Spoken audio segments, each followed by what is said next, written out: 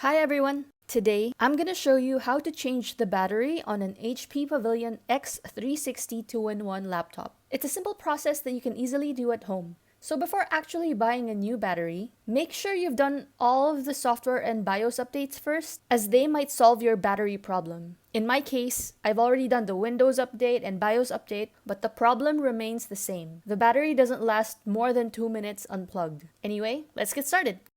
First, make sure the laptop is turned off and unplugged before beginning. Flip the laptop upside down and locate the screws on the back panel. On this particular model, there are 2 screws at the bottom and 2 more hidden underneath the rubber feet at the top.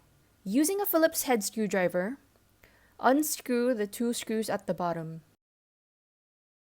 Next, use a flathead screwdriver to gently lift up the rubber feet. Then unscrew the remaining 2 screws underneath. Don't forget to keep the screws in a safe place. I like to keep mine in a small dish. Once all the 4 screws are out, carefully separate the back cover. Ideally, you should be using a plastic pry tool or an old credit card, but I'm using a flathead screwdriver because honestly, I am too lazy to stand up right now. Be very gentle so you don't damage the clips. Insert the pry tool, then gently twist it until you hear a click as the clip releases. Keep doing this all around the case.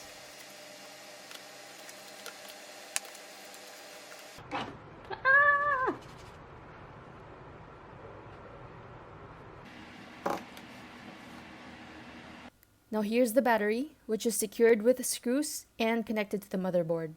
First, remove the screws holding the battery in place. Then gently lift and pull it out. Take your replacement battery and align it with the slots where the old one was. Screw it back into place, and there you have it.